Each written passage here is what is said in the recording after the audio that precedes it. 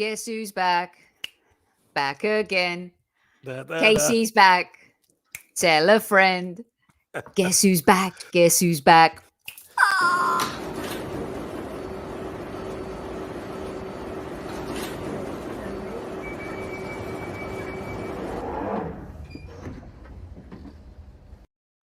Good evening to all the squaddies across the land. Life is back to normal. The world is realigned because Super Kevin Campbell is here.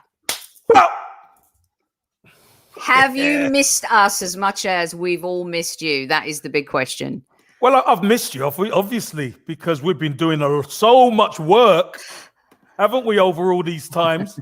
But last week was a really busy week, as you know. There was a lot going on, and it exploded, didn't it? Let's be honest. It really did. And I'm interested. Obviously, I see the shows, etc., but I'm interested to be on with you now to see what's flying about with the squaddy boys and girls. Let me tell you, they've all been misbehaving. They've all been badasses.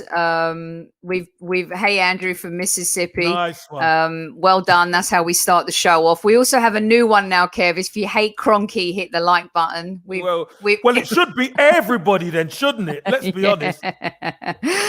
Everyone has missed you, Kev. Everyone has missed you so much. Yeah, broke the neck. Broke it.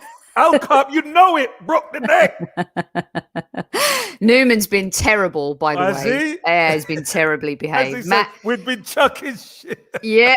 Love it, Newman. Matty K, Keith, Nadine's always very well behaved, I have to say. As Ames and Bernadette been classy as always, Ames moderators. And Absolutely. Wes Bird, of course, all the gang, they're all here. Demsec, thanks for joining us, everybody. Kev is back. It's Monday Madness. There's going to be, now ordinarily today, I would get stuck in with Kev on the news, like the big news, like Balogun's contract finally being signed, ESR contract being extended, the rumors about us now entertaining offers for Nketiah. I think the game against the Sticky Toffees was evident that he's not going to cut it as that answer up front, but I'm going to get to Kev about that. But we're going to do a special show at the Spotify thing and all that. But I had already planned a show for tomorrow, which is a roundtable with some key Arsenal podcasters and informers. And I'm going to save it for then because what we're talking about is you're the owner of Arsenal Football Club. What are you going to do? I've given everyone a budget. We're looking at who to buy, loan, sell, who's going to be manager. So you guys will look forward to that tomorrow. So I'm saving all of that before you all want to talk about that. It's going to be tomorrow's show. And it's called iSpotify with My Little Eye. So we're going to do that tomorrow. And Kev's going to be involved in that as well. Okay. So today I want to get a little bit of Kev's take because he wasn't here last week. And there's so many big stories.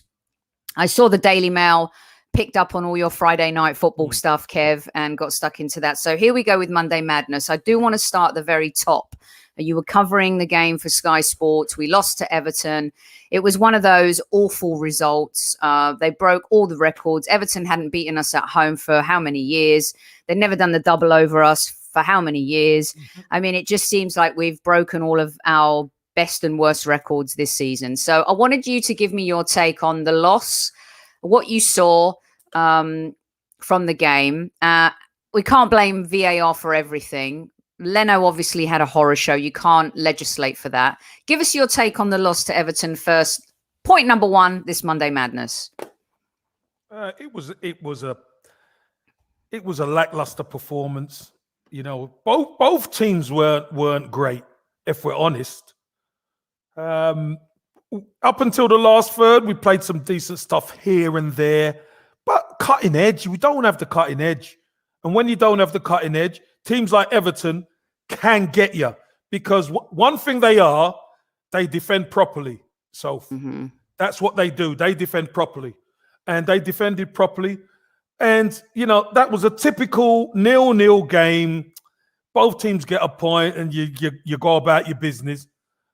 But we can't even do that because we've questioned the goalkeeper at times, saying that he's not top class. And you don't even need to be top class to stop that. Let's be honest. You know, it's an embarrassing goal, but it actually sums up our week. It summed up our week.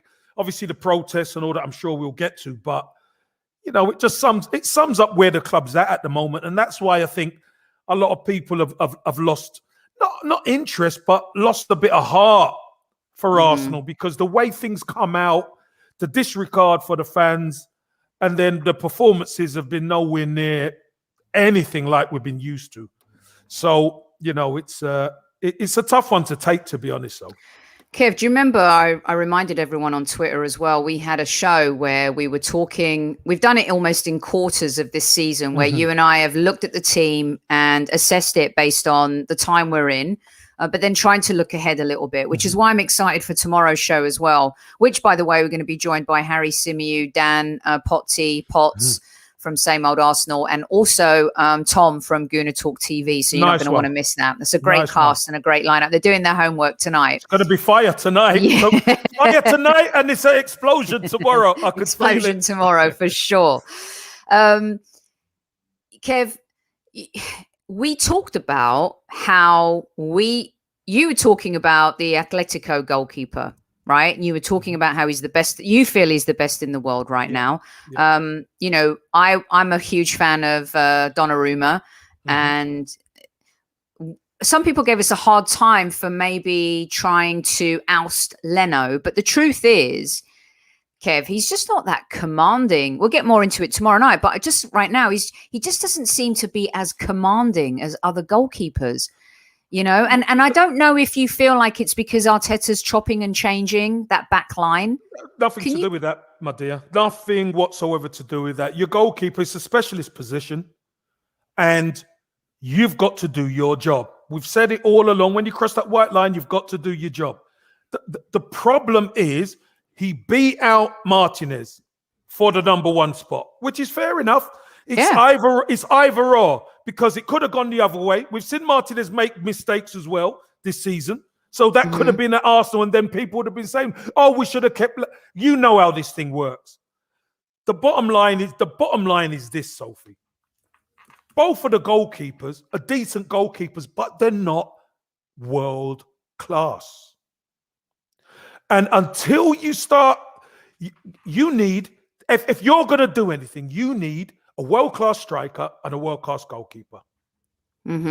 That's what you need. Once you got that, then you've got a platform. You talk about the spine. You've got places now. You've got a central midfielder. We've said a centre half and a central midfielder. We've missed. But when you do start filling these areas, Sophie, it shines the light on the weaker spots. And you always see it. Now we see right back is kind of a problem position. With no Tierney at left back, it's kind of a problem position. We're having to play Xhaka there. That's how we got exposed the other night. But it still was down to the goalkeeper. You know, a partner in the midfield, that type of thing. The light shines. But when you look at the goalkeeper, he's made too many mistakes. So I wanted to ask you, and I wanted to save it for tonight, because remember last week I was saying, not like the week before, with putting square pegs in round holes, and eventually playing Xhaka at left back is going to catch up with us, because you can do it for certain games, but then there's that arrogance that I said and we talked about previously with Arteta trying it over and over. It almost backfired on Pep didn't backfire in the Carling Cup. They just needed to score. But we've seen Pep do that before. And obviously Arteta has learned a lot from Pep. But he did get exposed for that cross. There's no doubt about it. But you're right. The goalkeeper has to make that rudimentary save. So, Sophie, look, so let me just ask a question, because I wanna make sure it's clear what you're saying. Are you saying because Granit Xhaka's there at left back filling in, is that we're a bit weaker? No. Do you understand what I mean? Yeah, I totally... Because if we don't have him there and we have him in the midfield, does that make us a bit stronger with Cedric there? Yes. Do you understand what I'm saying? So I wanna get that clear. Because in this instance, 100% against Everton Football Club, who are not Slavia Prague, who are not Sheffield United, who, despite the fact they've had their struggles too, are much better organised and have more talent, I would say, especially with a coach like Ancelotti. 100% you read my mind. I would have played Cedric there, I would have kept Chambers at right back, and I would have played Xhaka in the middle of the park. In the middle of the park, right. Yes. Yeah. So I just wanted to make sure everybody, because people in the chat might not understand what you mean. Yes. I just wanted to get that right. Okay. So he went to the well again with Xhaka at left back. Yes. Xhaka got exposed once in the whole game. But it was... No, he got exposed, got beaten over the top, got back, got beaten by Richarlison, and Richarlison got the crossing. But let's be honest, Soph, the goalkeeper, you cannot legislate for that. You know, you cannot legislate for that. It's for me. It's worse when you see the goalkeeper make that. I don't mind if Richarlison beats Xhaka once and puts it in the top corner. But you see, I agree with Ryan here. I think Richarlison had Xhaka in his back pocket for that most of that game. Well, he didn't, because I watched the game just like anybody else because I was covering it. And we had most of the possession. That was the one time Richarlison got free. The one time he got free clear. I think we see it that way because they scored from it. But I think there were moments where Xhaka was more exposed in this game than he was against Slavia Prague and against Sheffield United. And well, I just see... because the opposition, but what I'm saying is he didn't get... You say exposed. I understand. He didn't get beaten to where somebody beats him and gets to the byline and puts a good cross in. No, it wasn't like that. And even though Richarlison beat him, I mean, there's no way you'd expected him to just pick the ball up, the goalkeeper. 100%. And I've just seen, like, after ripping him last week, PG just made a comment in chat saying, well, goalkeepers make mistakes. Stop it. No, goalkeepers do make mistakes, but when players make mistakes, goalkeepers make mistakes, everybody makes mistakes. But when it's recurring, yes, that's the problem. That's the difference. The top goalkeepers might make a mistake and you don't see a mistake at them for another 4, 5, 6, 7, 8, 10, 12 weeks. If that or more. We've seen mistake after mistake from Leno. And Kev, since that 5-game clean sheet, it's been downhill since then. I mean, it's really been downhill since then. You can see his confidence is shot. There's rumors about whether or not he wants to entertain offers himself to move away from Arsenal this summer. I'm going to ask you this.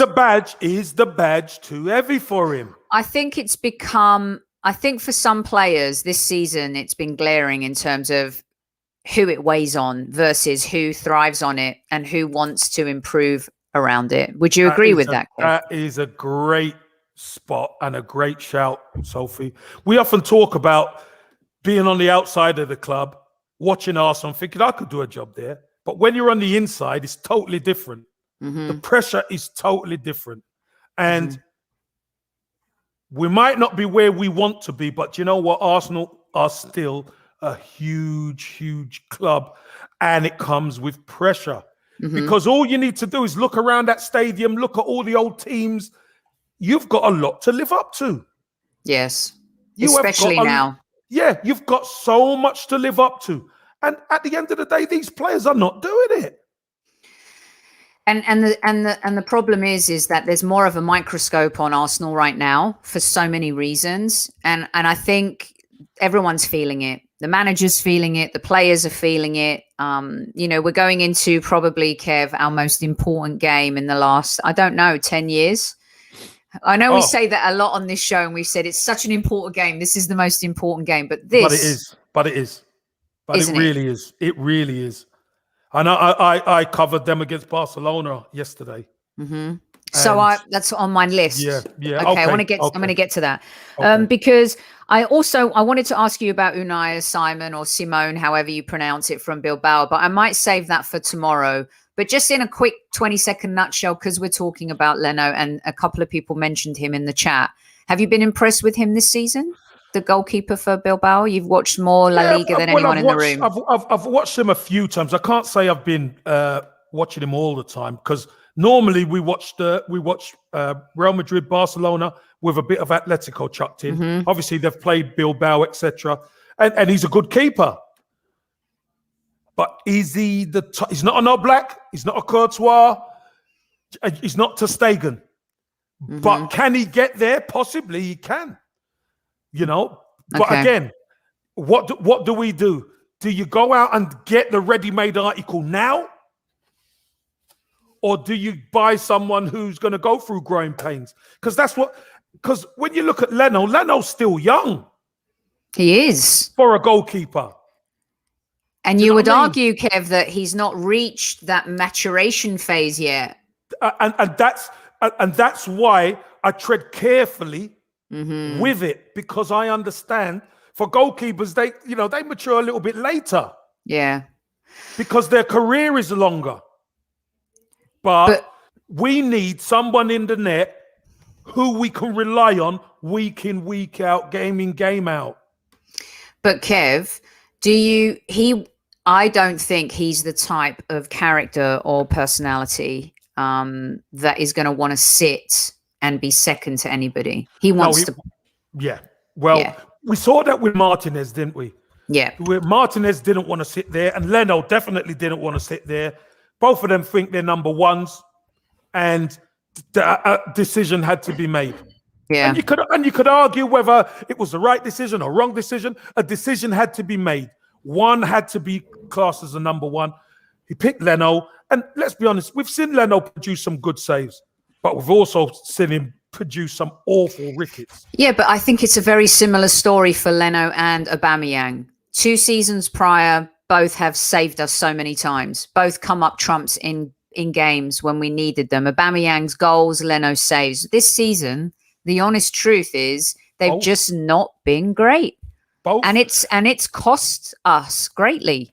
Do you know what? So again, I said it on Friday Night Football that when you take away the extra 8 to 10 goals that Aubameyang would score, but you also take away the saves from Leno, we are challenging. Not saying we're going to get top 4, but we are challenging for Europe. But that's why we're languishing, because we've said it too many times, but I'll always say it again. Because the kids have carried us, the experienced players haven't done their part. Yeah. MK here and a few others want you to lead the scouting efforts now for the Arsenal, Kev, in La Liga and other leagues as well. Everyone enjoy. As you mentioned, my dear, about tomorrow, one's just come into my head, a problem position for Arsenal. Okay, I can't wait. It's going to be great. I've got one that not many people will know. Awesome. I hope the others are going to come ready and prepared. Right, Kev, I'm going to get you on to the next subject. You touched on it. We've got a massive game on Thursday. We're definitely going to get more in-depth on Wednesday ahead of the game, you guys. So do not fear. But I did want to throw this out because Kev and I were WhatsApping yesterday. He was covering the Villarreal Barcelona match. We were talking about Villarreal's defense. Kev, if they play like they did yesterday, are we in with a shout? Oh my God, I'm telling you now, if they play like they did yesterday, especially in the first half, I know it's Arsenal we're talking about, but even we could be out of sight. I'm telling you.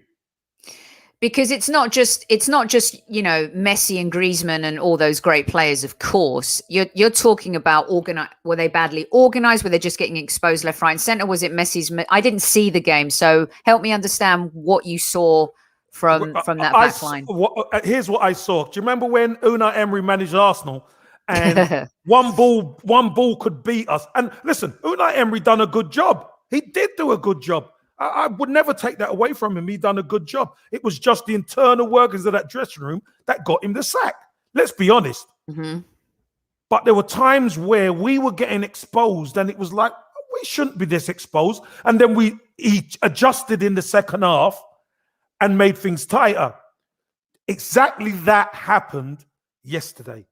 I mean, After time, you could drive a bus through the center of the pitch, or you can play balls over the top or through them, and the striker was clean through on goal.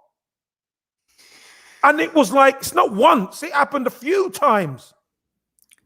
You say to yourself, whoa, if our forwards, and we've got speed up front, if our boys time their runs, they don't even need to time it. As long as you make sure you're onside, you are clear through on goal. Kev, remember when we were talking when we beat Liverpool twice, Community Shield, and then in the league, and that over-the-top ball from Tierney to Oba? And I was saying to you, where is that? Where's that plan B? Where's that gone? And this is why I don't think Xhaka can play left back on Thursday. And trust me, there is no way Xhaka is playing left back against Chukwueze. No chance. Okay. No.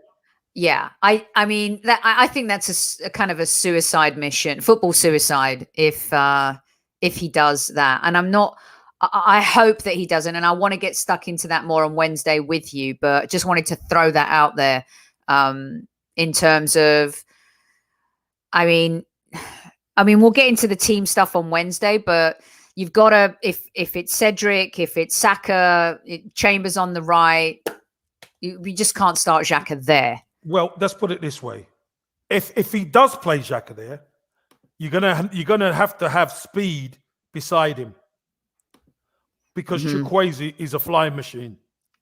He scored the goal against Barcelona yesterday. They lost 2-1. He scored the goal, made a run through, and Jordi Alba couldn't even keep up with him.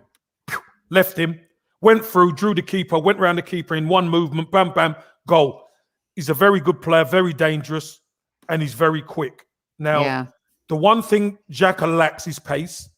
So if that was to be the team and Xhaka was to play there, I wouldn't like to see Xhaka there. I think we need him in midfield in this one. Yeah, totally. But if Arteta wanted to play him there, you're going to need speed with him. Yeah. Because this Chukwueze is serious. Is he one of your... I'm not going to say, is he one of your players? No, he's not necessarily. Okay. Not necessarily. I'm not giving my team away. Okay. All right, cool. All right. I like that. Not giving the game away. You're listening to the Highbury Squad. Super Kev is back. It's Monday Madness, everyone. A few of you asking about Balogun and ESR contract. We're doing that in tomorrow's show. It's going to be a purely rebuilding the team show. Everyone has been given assignments. We're going to be joined by Harry Symeou, Tom from the Gooner Talk, and Dan Potts from Same Old Arsenal, and Super Kev, of course. They have their budget. They have their tasks. We're going to come to you with that tomorrow. I want to get your take as well, Kev, because you covered the Everton game. You watched Villarreal versus Barcelona yesterday. Just want to swing back real quick and ask you about the protests. We haven't had a chance to talk about that. Wondered what your thoughts were. To me, I don't know if I'm seeing this wrong, but feels like Arsenal and Chelsea did more than any of the other fan groups when it came to the protests. But what did you think of the protests, Kev? Well, I thought the protests were valid. I liked it. The fans showing their displeasure, because let's be honest, the fans were disregarded in this decision. Now, I could look at things on both sides. Of course I can, because sometimes that's what you have to do, as a pundit. But as a fan, this was total disregard for the fan base. The fans never even, not that the fans were consulted, but they were just disregarded like they're nothing. And that's so irresponsible of the people and custodians of the football club who claim that the fans mean a lot. This was just greed. That's all it was. It was greed. And what I can say is it was a shot across the bows of UEFA. Yes. But, fans ain't going to stand for that. They're not going to have it. And it was right. It was right. Listen, Kroenke's got form. So he's got form of not having feelings for the football club the way the fans want it. He's not an Arsenal fan. And, the fans have been with him for quite a while now. Let's be honest. They've suffered him. And I think that was the straw that broke the camel's back. So everyone said, no, sod this. we're going to have to get this guy out. And the protests, as I said, were pretty valid. And, you know, the people in Arsenal at the top who make these decisions kind of left hung the players out to dry a little bit, if you ask me. Because and the managers, right, Kev? Well, it's disregard for the manager, the players at all these clubs. Because in the end, they're the ones who have to pick up the pieces and they know nothing about it. Yeah. You know, were you surprised, Kev, by the speed of which the collapse happened after the fans across all of the various leagues, countries got involved and made their voices heard? Were you surprised that they caved as quickly as they did? No, I weren't surprised at all. I tell you this, Sophie, and some people might not like what I'm going to say. I think it was planned. Tell me what you mean by that. Here's what I mean. When the first division transitioned to the Premier League, could you imagine the Premier League? Just think about this for a second. Saying there's going to be a league of 22 teams, but we've only got 14 teams in at the moment. Could you imagine? So just like you did with me earlier with Xhaka and Leno, let me get this right. What you're saying is that this was planned because the bigger plan is yet to come? To materialize. Yeah. Is that what we're saying? Is that what you're saying? That's what I'm saying, and that's what I believe. Because when listen, these organizers we're talking about, guys who are multi-billionaires and organizations that create billions and billions, hundreds of billions, and they come out half-cocked with a 14-team sign-up of a 20-team league. They don't make mistakes, Sophie, at that level. You've been around these big organizations. If they're going to do anything, they're going to do it for a reason. And JP Morgan Chase isn't involved unless there's something bigger at stake here. You don't have you don't mention that name unless you're serious. Right. So, Kev, let me ask you this, because there's been some finger pointing, and in a league that you've been covering all season, Mr. Florentino Perez seems to be the one that is not giving up on any of this. And maybe that's his role and the role he's playing, especially since Barcelona and Real Madrid probably need this more than any of the clubs that are involved. Do you really believe for a second that Chelsea and City and what Arsenal said, that they jumped in at the 11th hour? When JP Morgan Chase is involved and you've got 7 to 8 billion on the line, no one's jumping in at the last minute, are they, Kev? Come on, do they think we're stupid? Yeah, they do. They do. They think we're stupid. No, Sophie, seriously, they think we're stupid. And I understand when they say about, missing out, we're not going to miss out. At the end of the day, look, for a fan, the football clubs is a love affair. So we hate them sometimes, and we've hated them this season a lot of the time. But if you look at it, Sophie, we've jumped on the ship of it's a business. The business of Arsenal Football Club is about money. Yeah, it's the fan. The fan has had to just watch what's going on from the ship. Can't do nothing. Can't turn the ship around. You might moan. You could protest, but at the end of the day, money talks. Bullshit runs marathons, right? These clubs, Real Madrid especially,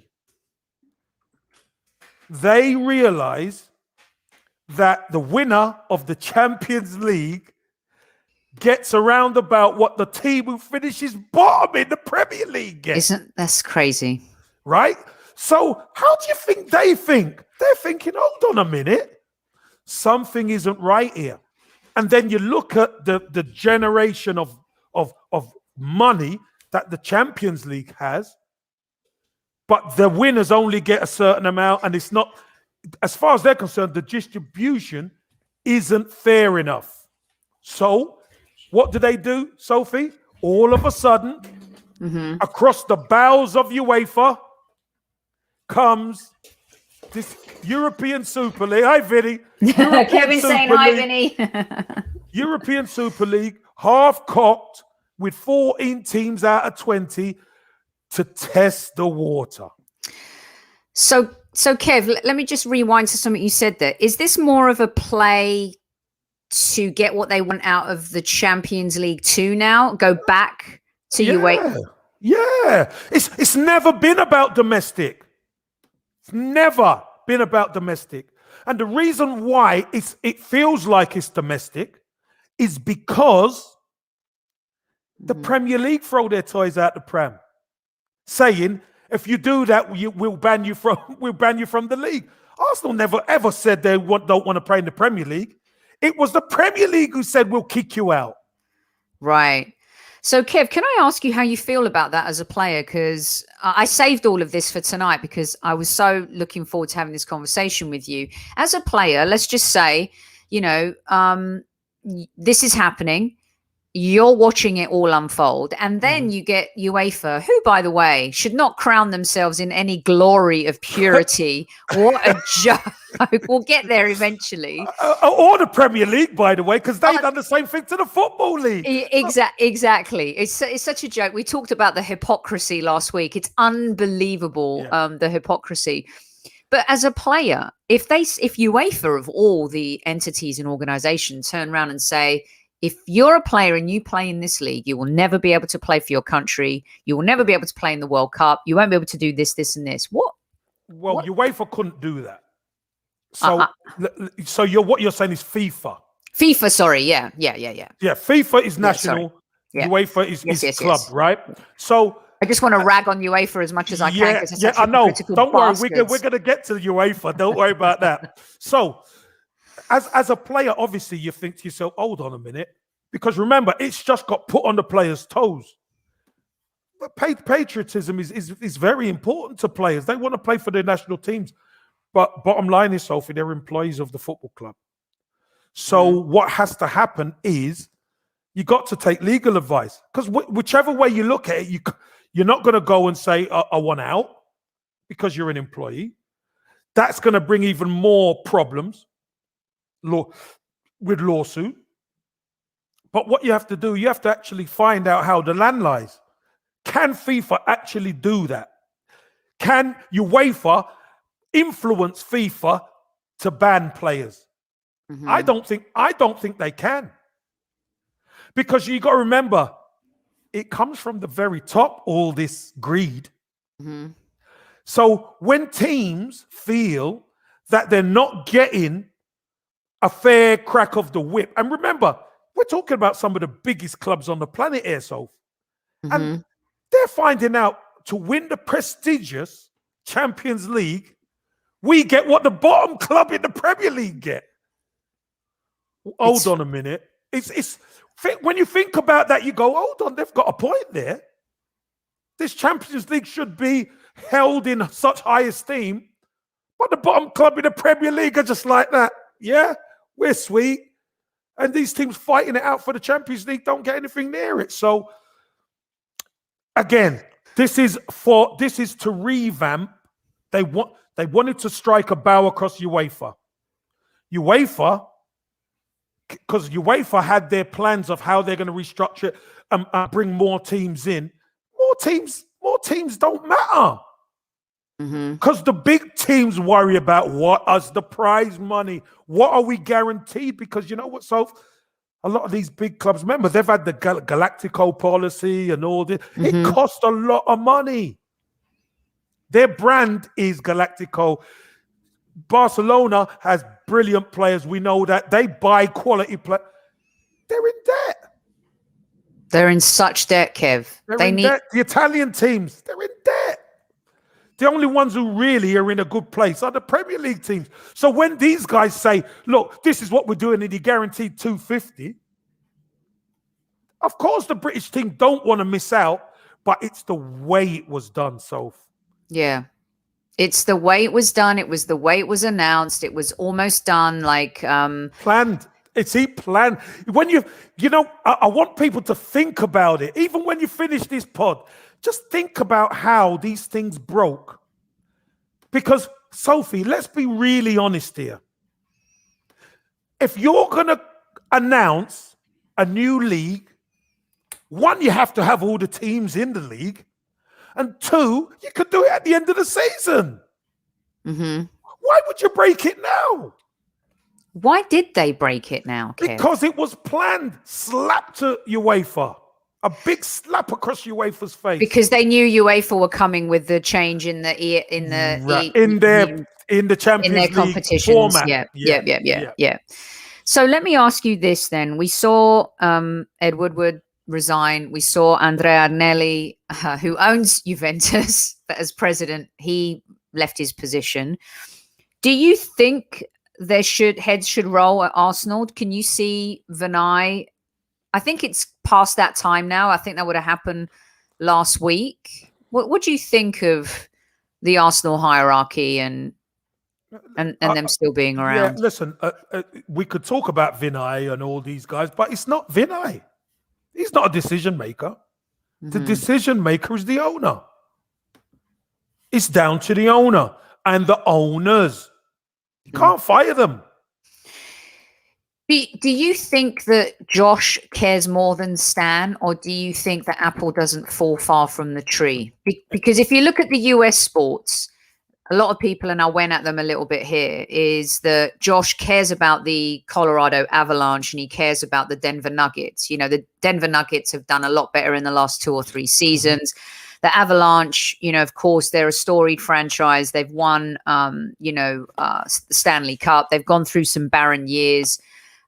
Colorado Rapids have won despite the Cronkies. Do you believe that Josh cares more than Stan, or the apple doesn't fall far from the tree, Kev? Well, when you mention care, he's more interested because it's on his toes. Mm-hmm. He's been given the reins to look after these things. That's it. So he's got more of an interest in it because it's on his toes.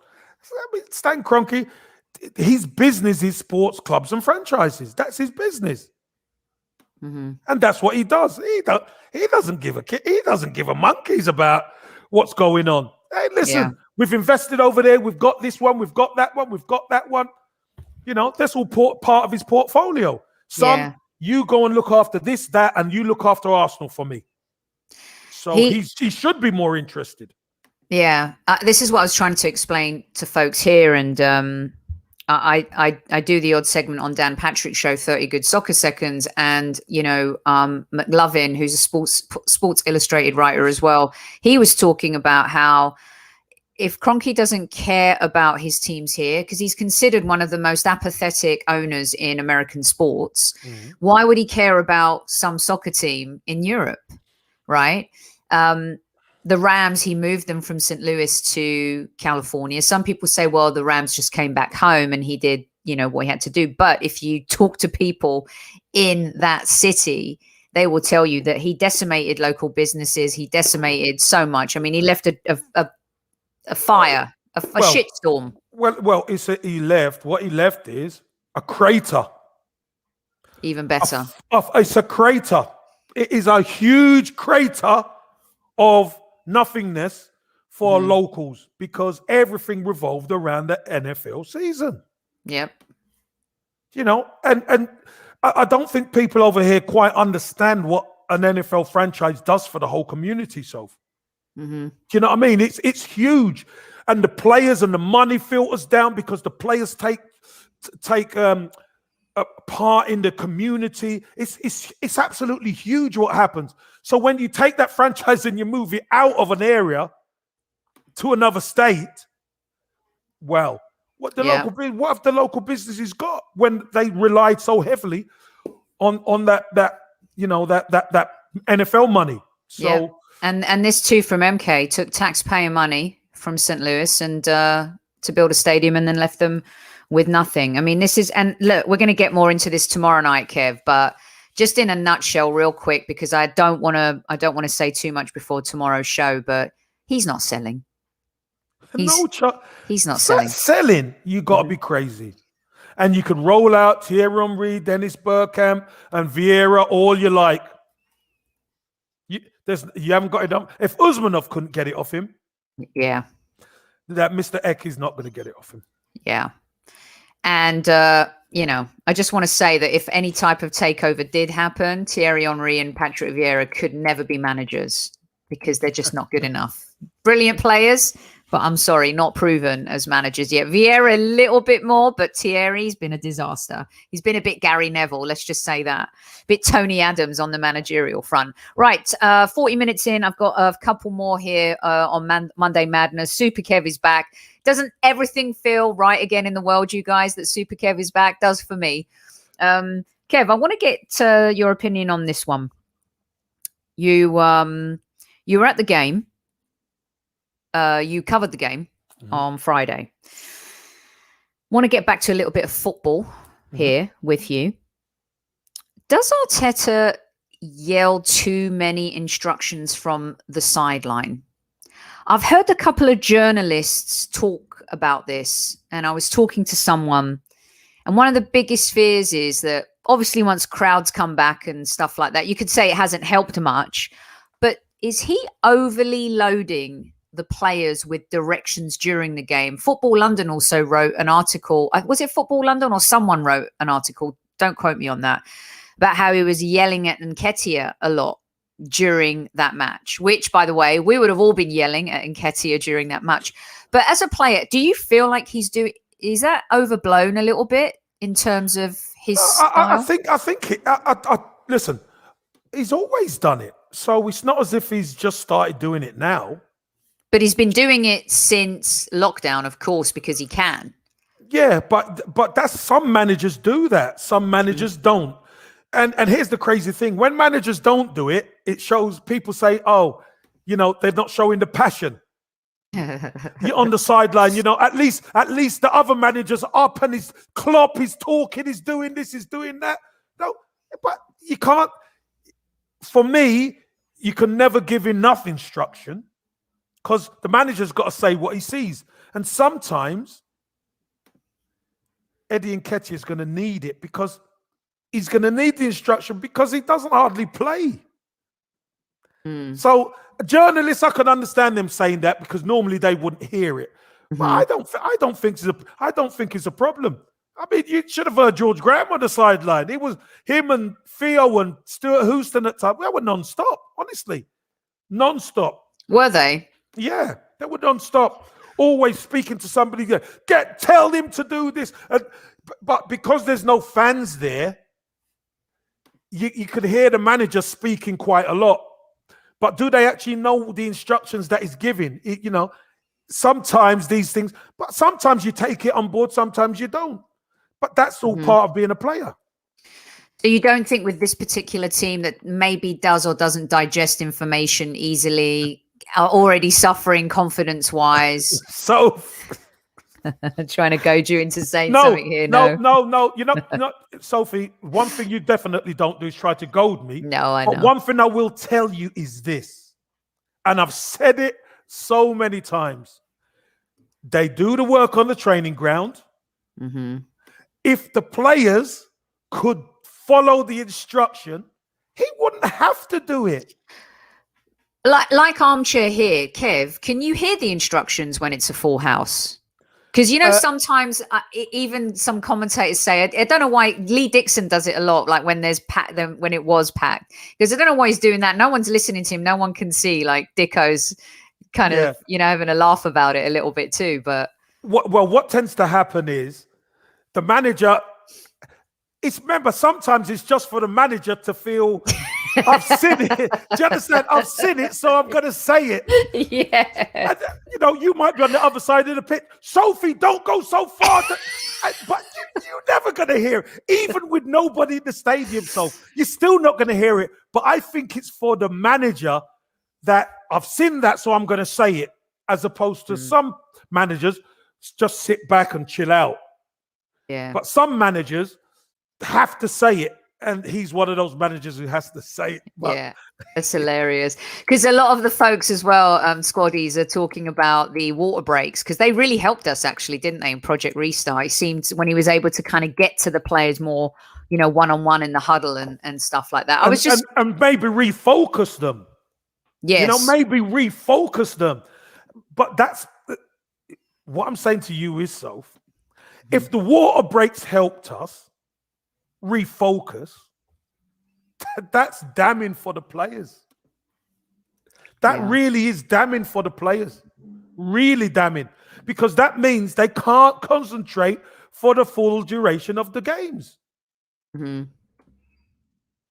Which we know is 100% true, because just look at our Premier League record. Exactly. Man, I can't wait for the days where we have mentally engaged players for like 90 plus minutes over, 38 games, 38 or 36, over a lot of games in the league. I mean, I miss those days, Kev. We just can't do it. We haven't been able to do it for years. Sophie, what Dempsey says, I hear players say they can still hear the manager. Yeah, you might be able to hear him, but you can't hear what he's saying. That's the difference. You hear a voice, but you don't know what he's saying. Yeah. People want to know if you're wearing Spotify headphones. Very funny, you guys. Very funny. I've heard the price of Spotify's gone up anyway. That's what I've heard today. I mean, it's genius from the owner of Spotify. Come on, you guys. I mean, PR exercises, add value, adds brand equity. He's going to be able to float that puppy. I don't think he's floated it yet, right? Correct me if I'm wrong. So it's just crazy. Do you reckon he's got enough money? No, he's going to have to sell it. He doesn't. No. Do you reckon he's got enough money to buy Arsenal? No chance. No, he'd have to give up his 4 billion period if he wants to be the sole owner, by the way. But Arsenal Football Club, I heard these numbers being bandied around, like 1.3 billion. Are people mad? Like that is not going to be the going price of Arsenal Football Club. What is it? What is it? A real big discount? You gotta be crazy, man. Is that 50% off or 75% off? I don't know. No chance. Yeah, and yes, he would get financing. I can't remember who wrote that. Someone, Martin. Yes, of course he would. But they never use their own money. Let me tell you, Kroenke can bury him with his money, because he's got his own money and his wife's. And his wife, forget about it. Kroenke's a pauper compared to wifey's family. Just mention the surname. The family name. Walmart. That says it all. Yeah, exactly. All right, here we are. Just a couple more here for Kev. I'm going to get into this question. A few people wrote to me, and they want to know what your take was on this. Seems to have been resolved now, although it's still got people upset, Kev. And I know you don't mind me asking you the toughies, because you're always willing to give your opinion about them. A lot of Arsenal fans were upset with Ray Parlour. Some Arsenal fans supported Ray Parlour. What's your take on the Ray exchange with Robbie on TalkSport, Kev? A lot of our listeners wanted to know your thoughts on that. I thought it was terrible, if you ask me. I thought it was a disgrace. And the fact is, Ray Parlour bought into what they wanted to do. They got Robbie on to talk about the protests and what was going on at Arsenal Football Club. And then once he gets on, they switch it and talk about AFTV and making money from the platform making money from defeats and wanting defeats. And it's not true. It's bullshit. It is totally bullshit. Now, I know there's a lot of people out there who don't like AFT because of the past, etc. But let's be brutally honest. When Arsenal win games, you see a lot of happiness on AFTV. You do. You see a lot of happiness. We've had Robbie on here. Robbie's a really, really good guy. And you know what? He's changed football. He's a pioneer. He's given the fan a platform. If Robbie hadn't done it, who knows? This wouldn't have been there. So, this might not have been happening. And look throughout, we actually needed it throughout this lockdown, So what would a lot of people have done throughout the lockdown? I just think Ray Parlour got caught up with TalkSport, who, by the way, have been anti-Arsenal for years. Let's be honest. They have been anti-Arsenal for years. And Ray's got caught up in it, and he should know better. You know, Kev, I was talking with one of the producers over there because I did the sports bar on Friday, and Robbie's a disruptor. Like Uber disrupted taxis, like Netflix disrupted the entertainment industry, like, you know, Trivago, whatever that company's disrupted the airline industry, travel. He disrupted journalism. He disrupted media, right? And the truth is what Robbie did is now the model for every other fan TV channel. This is a fact. We know it. It's not an opinion. It is a fact. And on this show, we love opinions, but we'll also give you some factoids here and there when they are written in stone. And I think there's a lot, sometimes have AFTV been distasteful? 100%. People on AFTV, not Robbie necessarily, right? And I'm not here to defend or condemn anybody, right? Ray Parlour has been a phenomenal servant to Arsenal Football Club, and he did get caught up in the moment. And blindsiding Robbie like that, I think was wrong. Very rude, and it was wrong.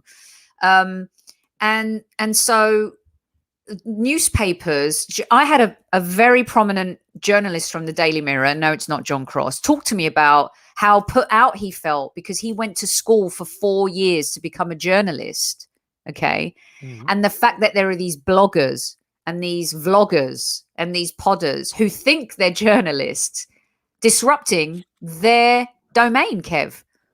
That's where it all comes from. They just haven't liked that. And it's changed the game.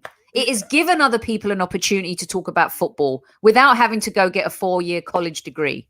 Yeah. The degree is being a fan for their entire lives. Yeah, but here's the thing. Nobody's stopping them from doing their job. Right. The journalists, nobody's stopping the journalists from working. Nobody's stopping the journalists from getting a job with different media. Nobody's stopping that.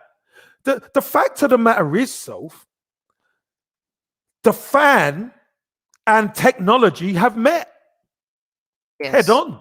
They've connected to a point where, do you know what? Why should I listen to somebody? Because let's be honest, some of these media guys have had it in for Arsenal for a long time. So why should an Arsenal fan listen to somebody, a journalist, when they could hear it directly from Arsenal fans? Exactly. People and that's who actually the difference.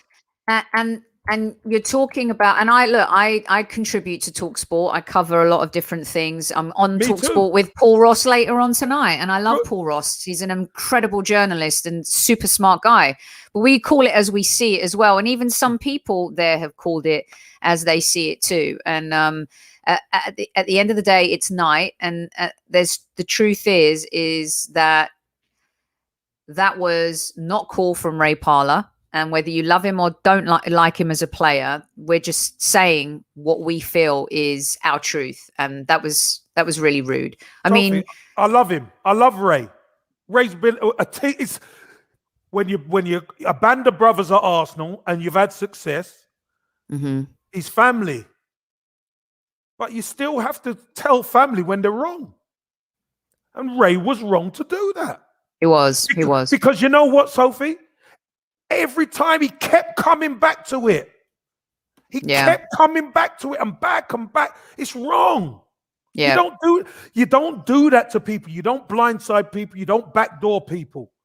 Especially, but that was the plan. Because, as you said, Robbie's a disruptor.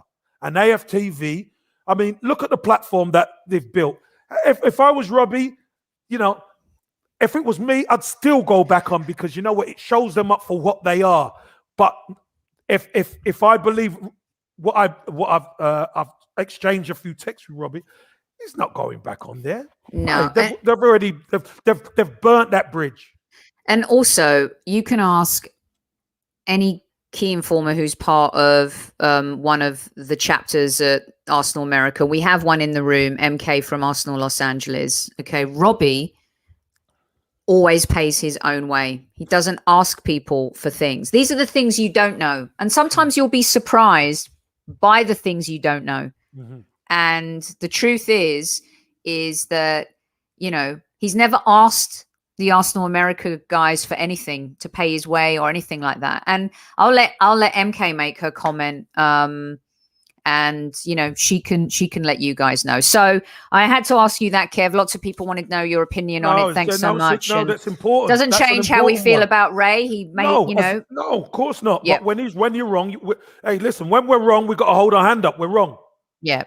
Ray was wrong. And Adrian has had his daily Arsenal. For how long did he have that? And of course they can do what they want. They're a media company. They're established, aren't they? They're established. And that doesn't mean also though that Adrian's a bad journalist, because he does other great stories and he does good things too. But he's definitely had it in for the Arsenal for quite some time. And why? For all the reasons Ray accused Robbie, for clicks. Everything's for clicks, guys. We put clips out of the show, or people will put clips out. Why? Because they want people to listen to it. Yeah. Watch it, listen to it. Like yeah, exactly. It, dislike it. Yeah. But you either hit the like or the dislike, but don't just watch it and do nothing. Exactly. But let me tell you something. We've never asked for a cent from anybody on this show. Nobody gets paid to come on this show. Our listeners are never asked to give us money to ask a question. We have never had super chat. We've never done any of that stuff. We do this because we love it. Mm-hmm. We have a sponsor that gives us great prizes that everyone can kind of get involved and have fun with. But, there are a lot of shows out there that do not make a lick from any of this. Not a lick. And that's important to know too. Right, Kev. You're a Hall of Famer, in my opinion. Legend that you are. We saw the Premier League Hall of Fame induct their first 2 players this weekend. It was a little bit delayed because of the European Super League. I wondered what you thought of the first 2 inductees and who you think might or should be next, because there's a lot of talk about how was there not a Manchester United player inducted right off the bat? What do you think? Well, the top goal scorer and Thierry Henry, who's the top goal scorer for Arsenal and probably the best Premier League player ever, is arguable. So, listen, they had to start it somewhere. So, I think, is there going to be Hall of Fame teams? Because, you look at that Invincible squad, to do that should get you in there. But I don't know. But we know there's going to be some, the Bergkamps and Wrighty and Zolas and all these, Manchester United. Look at Manchester United, Ryan Giggs and all these guys. Listen, there's quality players everywhere, but they have to start it somewhere. But Alan Shearer deserves it. Incredible striker. Scored plenty of goals, obviously. Top goal scorer in Premier League history. And Thierry Henry, he gets in for the goals and the performances because he was unplayable and part of the Invincibles. So, in your opinion, I love what you said about the teams, because then there'd be the first 2 teams would have to be the Invincibles and the treble-winning team, right? Of course. Well, and also, if you're doing the Hall of Fame, you can't look away from that, can you? Yeah. Dwight thinks Rooney, Giggs. Well, Giggs has got his own problems right now, you guys. Bergkamp, Drogba, Scholes, Aguero. In America, I kind of like it, Kev, because when I moved here, I love the Hall of Fame thing. I love that, you put your life into sports. There's so many sacrifices that are made to be the best and to be competitive, to be an athlete. And it's just really awesome that the Premier League have started doing this.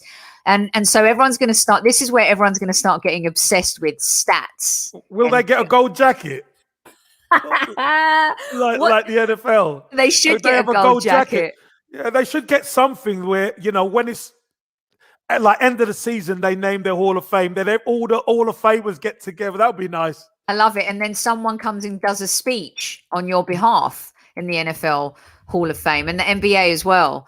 And then you get the odd kind of zinger like Michael Jordan basically still giving everyone shit when he did his... Oh, yeah. The competitive nature just come on. And he could beat me and I'll take him on still. Brilliant. Oh my God. Absolutely brilliant. We are doing good, Kevy Kev. Thanks so much for Thank you. asking. Yeah. So that's it. That's the Monday Madness top 5. I know there's a lot of you asking about Spotify and Balogun and ESR. We're going to do that tomorrow night. Tomorrow night show, I Spotify with my little I. We're all playing owner of Arsenal Football Club. Come prepared. Do your homework. Who do you buy? Who do you sell? Who are you loaning? Who stays? Who goes? Who manages? Giving you $150 million, but you also have to make up and subsidize that by selling 3 players. So I'm not actually giving you the $150 million cash. You have to try and make up some of that money. So we're going to have some fun as Is it well. dollars or pounds? Because the exchange rate ain't that great at the moment. Should we do? We may as well do pounds. I better tell the boys Let's do pounds. Because the dollar exchange rate, I'm telling you, ain't great. You're right about that. Maybe we should be doing it in coin, Kev. Oh, you're not wrong. Oh my God. Oh man. I do have an announcement. Okay, pounds. We'll do pounds.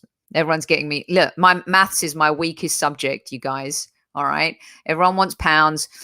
We will buy back Gunnosaurus. We'll give everyone a job. Bitcoin, hilarious. I do have an announcement to make, and you guys get ready for this. Kev, I think they're going to think I'm full of shit.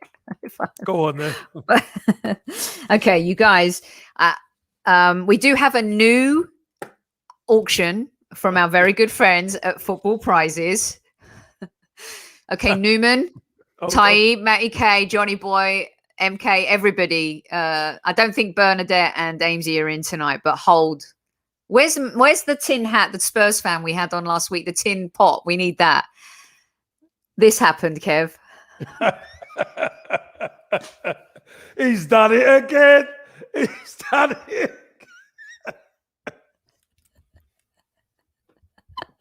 You can't write this stuff. I'm telling you. Matty said, I already know the winner.